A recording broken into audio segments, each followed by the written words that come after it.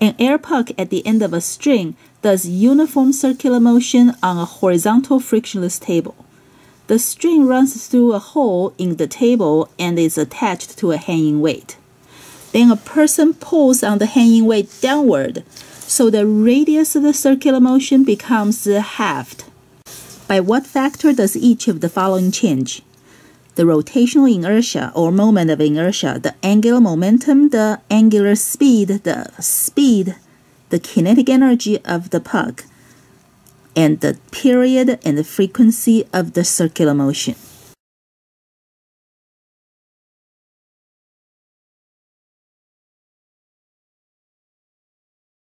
We can treat the puck as a point mass. And what is the rotational inertia for a point mass? It is mr squared. When the string gets pulled and the radius becomes halved, the mass of the puck doesn't change. So the rotational inertia is proportional to r squared.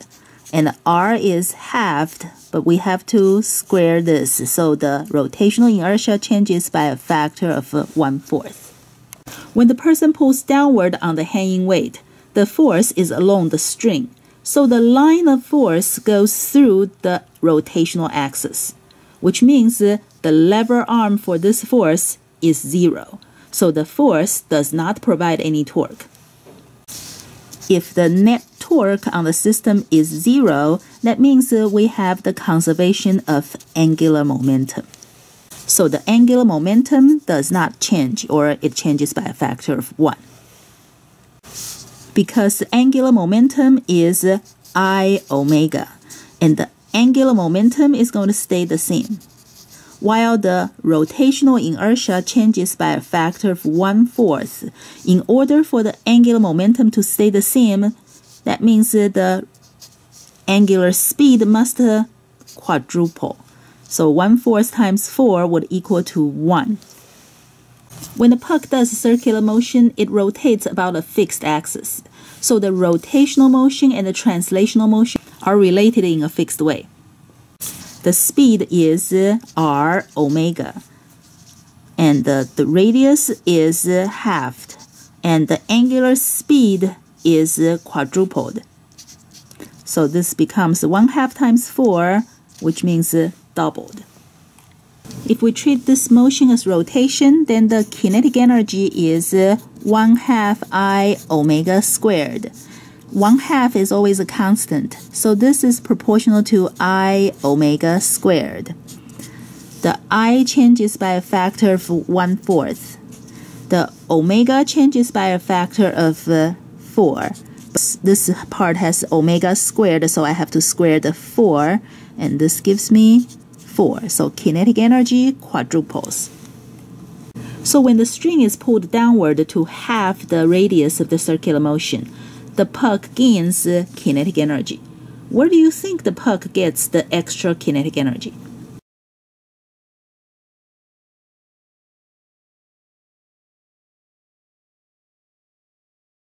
It's from the person that pulls on the string. When the person pulls on the string, the person's force goes downward when the displacement also goes downward. When the force and the displacement are in the same direction, the work done by the force is positive.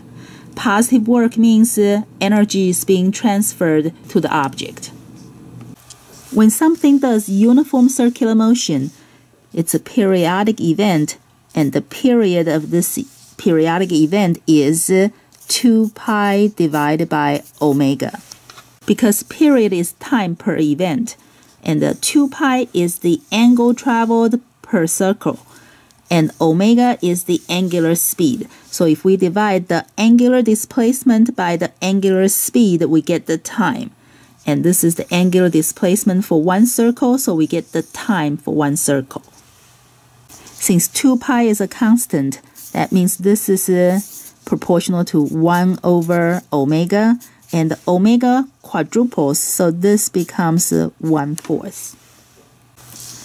And the frequency of the circular motion is omega divided by 2 pi, or 1 over period. So this will change by a factor of 4. I don't have an air table, But this rubber stopper at the end of a string can also do uniform circular motion and horizontal circle. But in this case, there is no normal force from the table to cancel with mg, so the string slants down a little.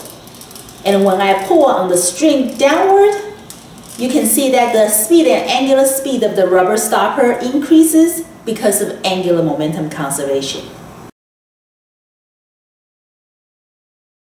This also works when an ice skater wishes to get into a fast spin. The ice skater would stretch her arms and leg out, get into a spin, and then pull her arms and leg in close to the rotational axis so she can reduce her rotational inertia. In the process of pulling her arms and leg in, there is no torque acting on her. If the net torque on the person is 0, her angular momentum will be conserved. L equals to I omega to keep the angular momentum a constant. When I decreases, the omega increases, and she spins faster. You can also do this with a spinning chair. Start your spin when you stretch your arms out. And then bring your arms in and you will spin faster. Then stretch your arms back out and you will slow down. If you really want to spin fast, you can hold some weights.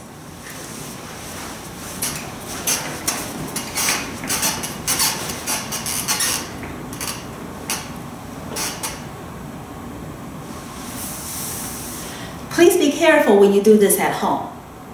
Oh, I do wish to ask you one more question. When angular momentum is a constant, it can be convenient for us to rewrite the rotational kinetic energy 1/2 I omega squared in terms of angular momentum. So what we can do is we can pair up the I and omega, so we have I squared, omega squared. Of course, now they're not equal. To make it equal, we'll have to divide by I on this side. So this here is L squared.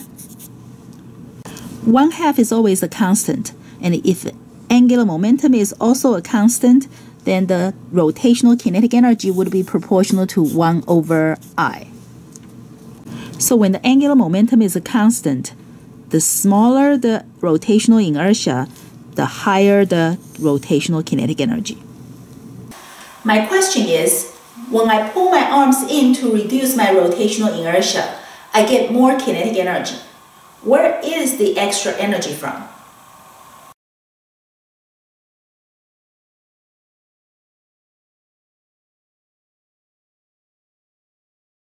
It came from the calories in the food I ate. I had to burn calories to pull my arms in.